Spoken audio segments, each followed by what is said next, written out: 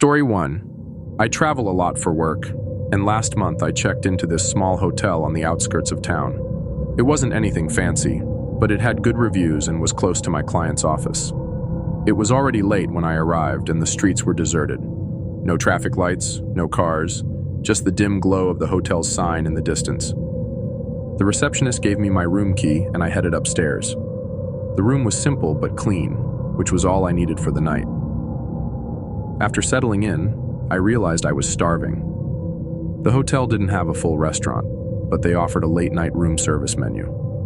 I ordered a sandwich and some coffee, then sat down to catch up on emails while I waited. A few minutes later, there was a knock at the door. I got up expecting to see the room service attendant, but when I opened the door, no one was there. Just the tray of food sitting on the floor. I figured maybe the staff was just trying to be efficient and left before I answered.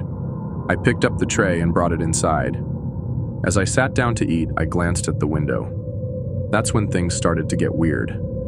My reflection was there, like normal, but something felt off. I brushed it off as being tired and took a bite of my sandwich. When I looked up again, I noticed my reflection wasn't matching my movements. I froze. My reflection stared back at me, but it wasn't chewing or moving at all. My heart started pounding. I waved my hand slowly. The reflection followed a second later, like it was on a delay. Then, it did something that made my blood run cold. It smiled at me, a slow, eerie smile that didn't match the expression on my face. I turned around to look behind me, thinking maybe there was some sort of trick or mirror glitch, but the room was empty. When I turned back to the window, my reflection was gone.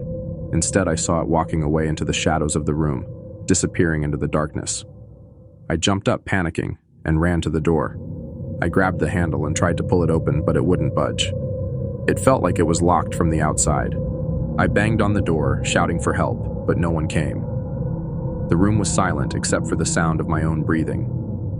I backed away from the door, my eyes darting around the room, trying to make sense of what was happening. That's when I saw the tray of food still sitting on the table, untouched. It was as if I had never eaten from it. The rest of the night is a blur. I must have passed out from exhaustion or fear, because the next thing I remember is waking up to sunlight streaming through the window. The door was open, and there was no sign of anything unusual. I quickly gathered my things and rushed downstairs. I didn't even check out. I just wanted to get out of there as fast as possible. Later that day, I got a call from the hotel manager. He sounded concerned and asked if I was okay. He told me the cleaning staff found my room empty except for the untouched food tray. But the strangest part? He said they checked the security footage, and the only thing they saw was my reflection leaving the hotel. Not me, just my reflection. I don't know what happened that night, and I don't think I ever will. But I haven't been able to stay in a hotel since. Every time I see my reflection, I wonder if it's really me looking back. Story 2. I was traveling solo, just trying to get away for a while. I'd been on the road for a few weeks, staying in small motels along the way. And this night, I was in a little town up in the mountains. It was one of those places that barely had a main street, no traffic lights, and not much going on after dark. I had been looking for a place to crash, and I found this old, run-down motel just off the main highway. The sign outside was flickering, but the lady at the front desk was friendly enough, and the room was clean enough to spend the night. By the time I got to my room, it was already past midnight. I was exhausted. I locked the door, turned off the lights, and lay down on the bed, just hoping to get a good night's sleep. There wasn't much else to do. No restaurants open, and I wasn't in the mood to go exploring in a place that felt so empty. Around 2 a.m., I was suddenly woken up by this loud knocking at my door. At first, I thought maybe I was dreaming. But then the knocking came again, harder this time. It sounded frantic, almost desperate. I sat up in bed, my heart starting to race. I didn't know anyone in this town. There wasn't even a phone in my room to call anyone. I didn't know who could be at the door, or why they would be knocking so late at night. I had this awful feeling in my gut, but I tried to shake it off. It could be someone from the motel who needed help, or maybe a late-night guest who was lost. I slowly got out of bed, walked to the door, and looked through the peephole. There was a woman standing there. She looked in her 30s, maybe, with messy brown hair and a look of pure panic in her eyes. She was dressed in a faded jacket and jeans, nothing too out of the ordinary, but something about her made my blood run cold. She looked like she'd been running, her face flushed, and her hands were trembling. I hesitated. I wasn't sure what to do. Part of me wanted to help her. She looked like she needed help, and who wouldn't want to do the right thing? But another part of me was afraid. This was a small town, and I didn't know anything about her. What if she was in trouble with the wrong people? What if opening the door made me a target too? But then, her voice cracked as she called out, "Please, please let me in. They're after me. They won't stop until they get me. I just need to hide. Please." I didn't know what to think. I had no idea who they were or what kind of trouble she was in. But something in her voice was so desperate that I couldn't turn her away.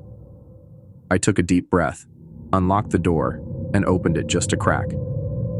She rushed in without saying another word, looking around nervously as if she expected someone to burst through the door at any second. I stepped back, still confused, but she didn't seem like a threat. She looked terrified, and I wanted to help. Once she was inside, she slammed the door behind her, locking it again.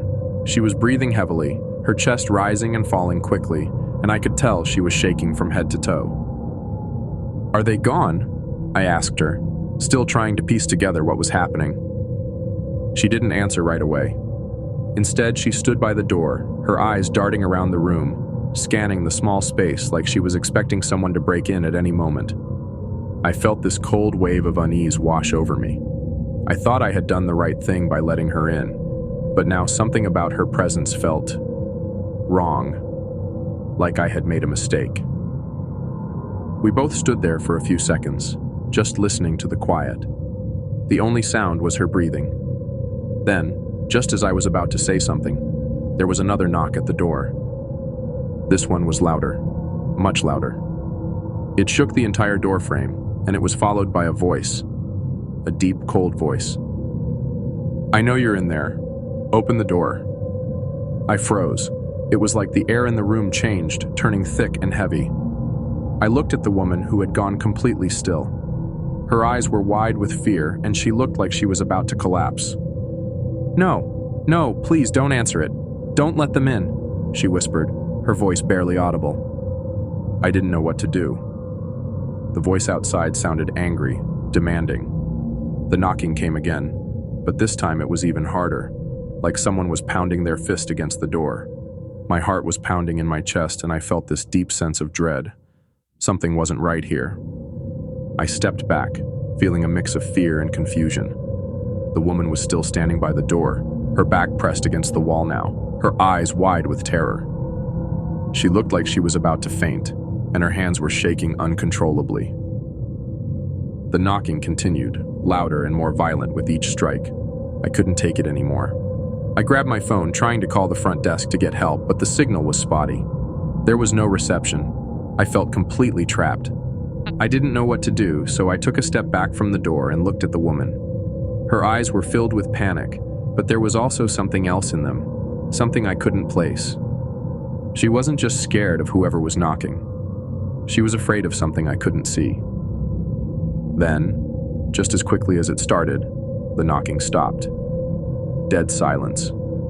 It was so quiet I could hear my own heartbeat. I waited, holding my breath. I didn't know what to do. Then, without warning, the woman turned and bolted for the window, pushing the curtains aside and scrambling to open it. I tried to stop her, but she shoved me aside with surprising strength and climbed out the window, disappearing into the night. I don't know what happened after that. The knocking never came again, and when I checked the door, there was nothing. No sign of anyone having been there at all. The woman was gone, and I never saw her again. I didn't know what to believe. Was she telling the truth? Had someone really been after her, or was something darker at play? But the weirdest thing? The next morning, when I checked out of the motel, the woman's name was written on the registration list.